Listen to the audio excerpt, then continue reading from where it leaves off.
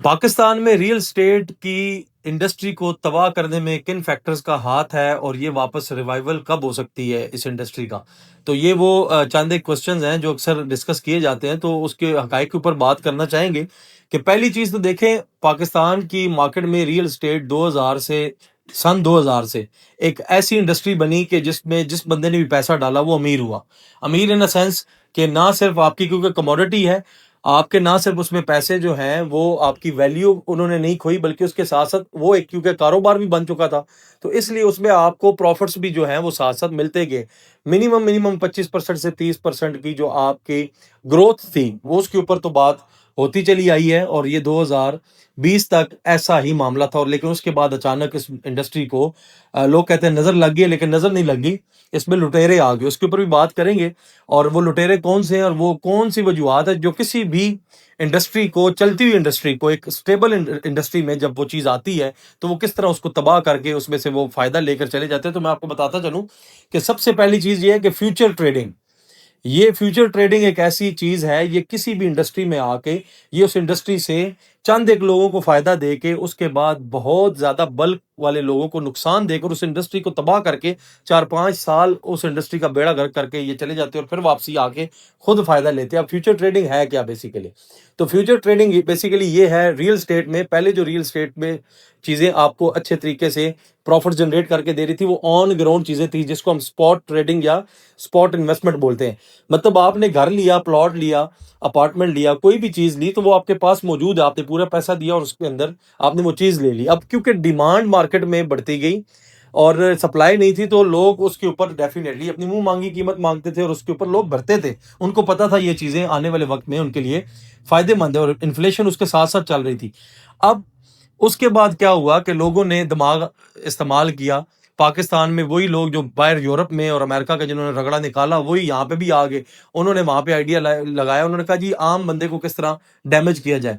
तो लोगों को क्या किया कि आके फ्यूचर ट्रेडिंग के हवाले से कि जी कुछ लैंड का पीस लिया, कुछ बिल्डिंग्स बनाना शुरू की, तो इन्वेस्टमेंट्स उठाकर जिसको क्राउड फंडिंग हम बोलते हैं वो जनाब आ गई। उसके बाद उन लोगों को भी अच्छा खासा फायदा हुआ। लेट्स सपोज कि किसी बंदे ने अगर 40 लाख रुपए का अपार्टमेंट बुक किया था, जब वो कंप्लीट हो गया तो उसका 1 करोड़ 20 लाख, 1 करोड़ 30 लाख रुपए की चीज बिकी। अब ये वो फैक्चुअल फिगर्स हैं जो अगर बैरियर टाउन की बात करें, यहाँ पिंडी इस्लामाबाद की, और इसी तरह डिफरेंट सिटीज के अंदर जो बड़े बड़े टाउन्स हैं, बड़ी बड़ी सोसाइटीज है, उसके अंदर इस तरह की बिल्डिंग जितनी भी बनी उन्होंने इसी तरह फायदा दिया लोगों को। फिर उसके बाद उन्होंने रेंटल भी खाया।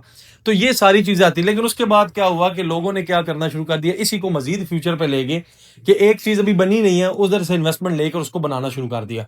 और अवाम को ये पता था कि चीजें महंगी होती हैं, तो इन्वेस्टर जो हैं वो अपने पैसे से वो चीजें पहले ही प्री बुकिंग के ऊपर, प्री लॉन्च रेट्स और प्री बुकिंग जो है उसके ऊपर लोग आना स्टार्ट हो गए।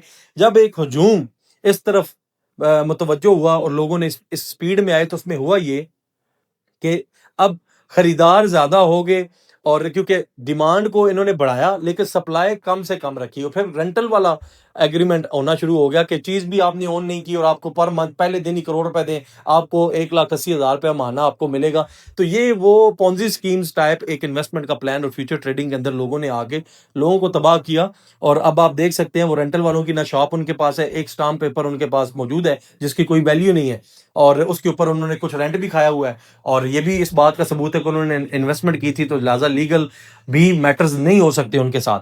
और उसके बाद क्या हुआ कि अब मार्केट बिल्कुल उसका भट्ठा बैठ चुका हुआ है, और उसकी वजह सिर्फ और सिर्फ ये है कि 15 से 20 साल की रियल स्टेट जो एक आहिस्ता आहिस्ता ग्रेजुअली ऊपर जानी थी वो इन्होंने पहले ही बेच के तो खा चुके हैं। वो पार्टीज यहाँ से पैसा लेके बाहर भाग चुकी हुई है, या उन्होंने अपने एसेट्स बना लिए और अब लोग हवा में रह चुके हैं। तो और या एक एक कागज का टुकड़ा उनके हाथ में है और वो समझते हैं कि ये उनका 1 करोड़ रुपए का है या 2 करोड़ रुपए का। ऐसी बात बिल्कुल भी नहीं है।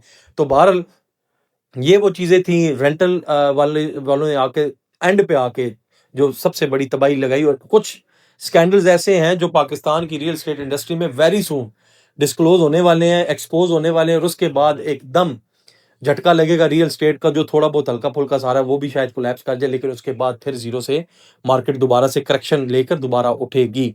अब उसमें कितना टाइम फ्रेम है? ऑन ग्राउंड वाली चीजों पे जो एक नंबर काम था उसमें तो ऐसा प्रॉब्लम नहीं है, वो तो होता रहेगा, सियाने लोग करते रहेंगे। लेकिन ये वाला जो काम है जो कि एक प्रॉपर बिजनेस कैटेगरी बन चुकी थी एक बिजनेस के लिए, लोगों का एक बहुत बड़ा, जिसपे बहुत बड़े लोगों का रोजगार भी जुड़ा, प्रोफेशनल्स जुड़े, ठीक है, वो अभी इस वक्त बिल्कुल वेले बैठे हुए हैं। लेकिन वो तभी मुमकिन हो पाएगा जब गवर्नमेंट की पॉलिसी भी अच्छी आएगी, सेफ्टी एंड सिक्योरिटी भी अच्छी आएगी, और फिर इन्वेस्टमेंट आएगी, और फिर ये इंडस्ट्री जो है ये ग्रो करेगी। तो बहरहाल इस पे आने वाले वक्त में इस टाइप की इंडस्ट्री को तकरीबन 1 से 2 साल लग सकते हैं।